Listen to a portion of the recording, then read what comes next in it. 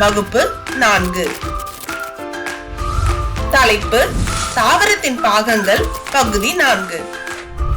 வணக்கம் மாணவ செல்வங்களே. முந்தைய பாடத்தில் சீதா தாவரத்தின் அற்புதமான பகுதிகளான மலர்கள் மற்றும் பழங்கள் பற்றி கற்றுக்கொண்டாள். அவை புதிய தாவரங்களை உருவாக்க உதவுகின்றன. சில சமயங்களில் நமக்கு ருசியான உணவுகளையும் தருகின்றன. இப்போது சீதாவின் தந்தை அவளுக்கு தாவரத்தின் வாழ்க்கை தொடங்கும் இடமான விதைகள் பற்றி விளக்கினார். நாமும் அவளுடன் சேர்ந்து கற்போம். கற்றுக்கொள்வீர்கள். இந்த பாடத்தின் முடிவில் நீங்கள் பின்வரும் விஷயங்களை புரிந்து கொள்ள முடியும். பழங்கள் விதைகளாக மாறுதல், விதைகள், விதையின் முளைத்தல், விதை பரவுதல், விதைகளின் பயன்பாடுகள், நாற்றுங்கால். முக்கிய சொற்கள்: பழங்கள், விதைகள்,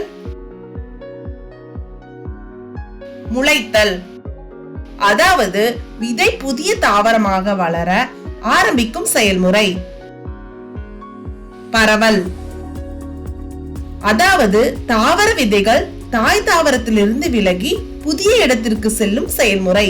நாற்றங்கால், அதாவது இளம் தாவரங்கள் மற்றும் மரங்கள் விற்பனைக்காக வளர்க்கப்படும் இடம். தொடங்குவதற்கு முன் இந்த பாடத்தின் கருத்து வரைபாட்டை பார்ப்போம். சீதாவின் தந்தை பூக்களுக்கு உள்ளே உருவாகும் விதைகளில் இருந்து தாவரங்கள் வளர்கின்றன என்று அவளுக்கு கூறினார். பூக்கும் தாவரங்களில் விதைகள் பெரும்பாலும் பழங்களுக்குள் காணப்படுகின்றன. விதைகள் புதிய தாவரத்தின் வளர்ச்சிக்கு தேவையான அனைத்தையும் கொண்டுள்ள சிறிய பொட்டலங்கள் போன்றவை. அவற்றை பாதுகாக்கக்கூடிய விதை உறை எனப்படும் ஒரு சிறப்பான பாதுகாப்பு படலம் உள்ளது. விதையின் உள்ளே கரு எனப்படும் ஒரு சிறிய தாவரமும் அத்துடன் அந்த கரு வளர்வதற்கு உணவளிக்கக்கூடிய ஊட்டச்சத்து பொருளும் இருக்கும். பூக்கும் தாவரங்களில் இந்த ஊட்டச்சத்து பொருள் கருவும் திசு என்று அழைக்கப்படுகிறது. விதைகள் முளைத்தல் அல்லது புதிய தாவரமாக வளர்வதற்கு சரியான சூழ்நிலைகளை பெற்றிருக்க வேண்டும். அவற்றுக்கு காற்று, நீர், சரியான வெப்பநிலை, நல்ல மண்ணின் நிலைகள் மற்றும் ஒளியை தேவைப்படுகின்றன. விதை வளர்ந்து புதிய தாவரமாக மாறும் செயல்முறையை முளைத்தல் என்று அழைக்கப்படுகிறது.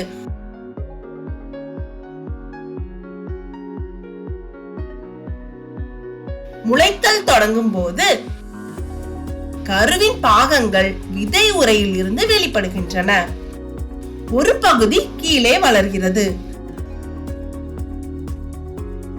அது தாவரத்தின் வேர்களாக மாறும். இந்த வேர்கள் மண்ணில் இருந்து தண்ணீரையும் உணவையும் உறிஞ்சுகின்றன.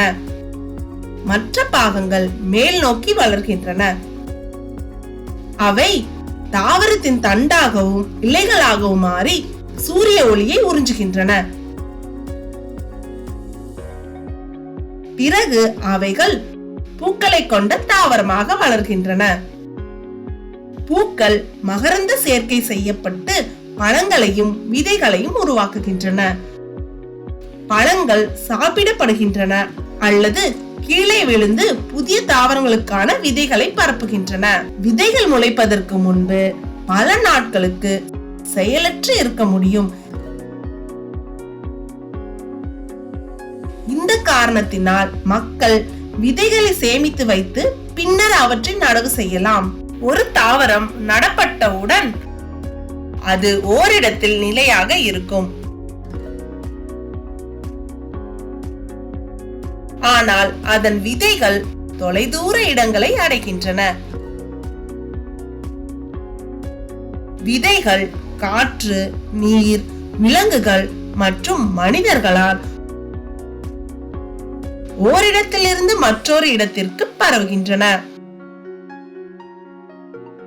விதைகள் காற்றினால் தொலைதூர இடங்களுக்கு எடுத்துச் செல்லப்பட்டு அங்கு ஒரு புதிய தாவரமாக வளர்கின்றன.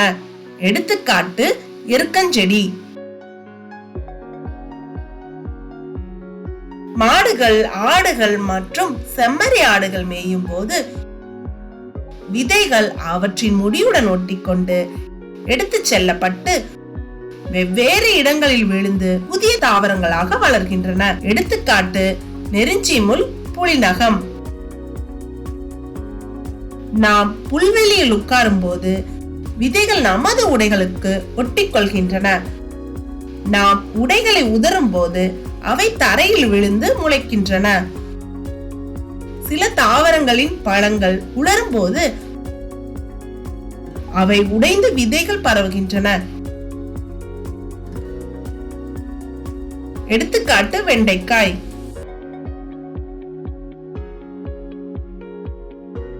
சில தாவரங்களின் பழங்கள் மற்றும் விதைகள் தண்ணீரால் கடற்கரைக்கு வந்து சேர்கின்றன.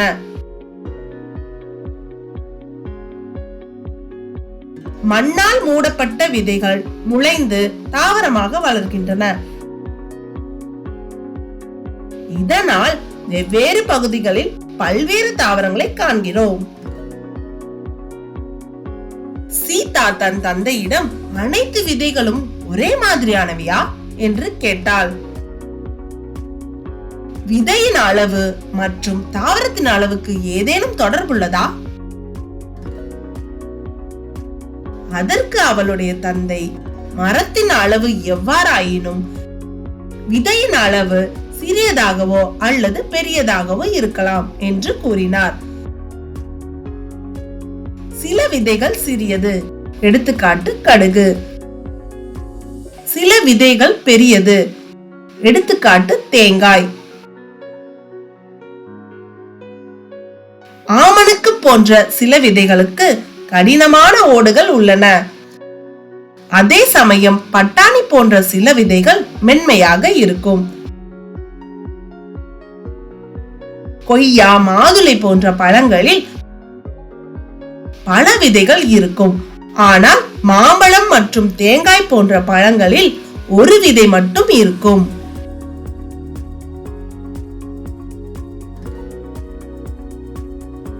விதைகள் மனிதர்களுக்கும் விலங்குகளுக்கும் முக்கியமான உணவு மூலமாகும். உணவுக்காக பயன்படுத்தப்படும் விதைகளை பெரும்பாலும் தானியங்கள் அல்லது பருப்பு வகைகள் என்று அழைக்கப்படுகின்றன. பருப்புகள், தானியங்கள் மற்றும் காய்களில் உள்ள விதைகள் பொதுவாக உண்ணப்படும் விதைகளாகும். அவை கார்போஹைட்ரேட்டுகள் மற்றும் புரதங்களில் செறிவான மூலங்கள். மக்கள் விதைகளை எண்ணெய், மசாலா, துணி வண்ணம் மற்றும் நகை தயாரிப்புக்கும் பயன்படுத்துகின்றன.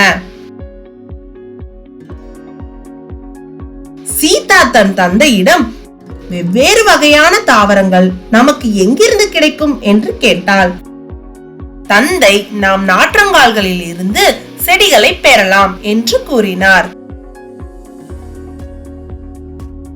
நாற்றங்கால் என்பது பல்வேறு வகை தாவரங்கள் வளர்க்கப்படும் இடமாகும்.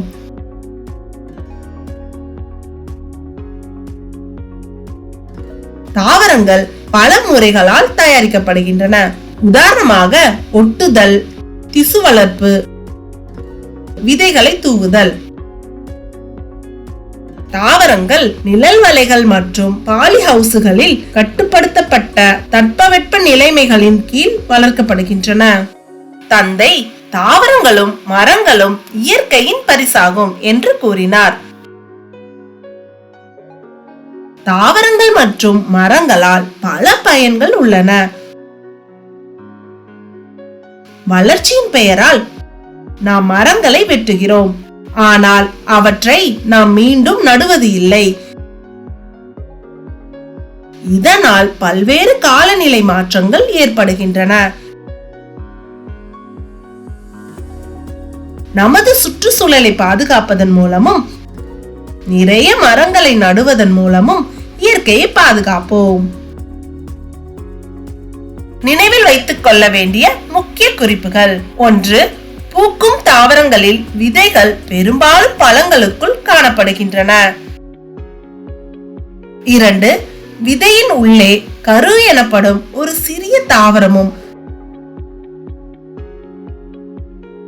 அந்த கரு வளர்வதற்கு உணவளிக்கக்கூடிய ஊட்டச்சத்து பொருளும் இருக்கும். 3. விதையின் முளைத்தலுக்கு காற்று, நீர், மண், ஒளி மற்றும் வெப்பநிலை அவசியமானவை. 4. விதை வளர்ந்து புதிய தாவரமாக மாறும் செயல்முறையை முளைத்தல் என கூறுவர். 5. விதைகள் காற்று, நீர், விலங்குகள் மற்றும் மனிதர்களால் பரவுகின்றன.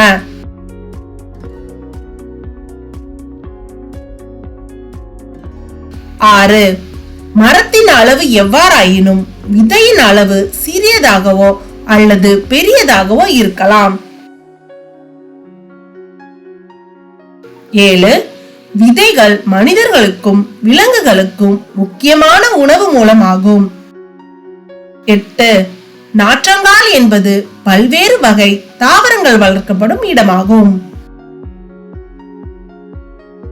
பின்வரும் கேள்விகளுக்கு பதிலளிக்கவும். கேள்வி 1.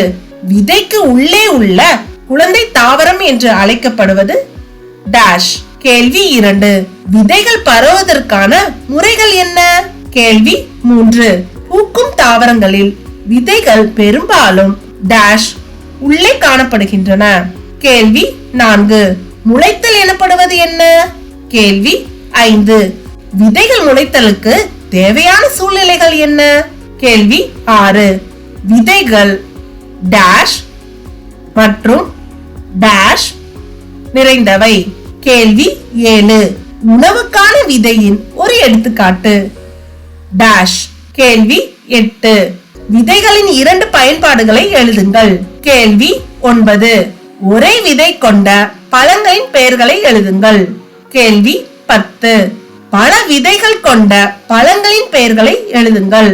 கேள்வி 11. விதையற்ற பழங்களின் பெயர்களை எழுதுங்கள். கேள்வி 12. நாற்றங்கால் என்றால் என்ன?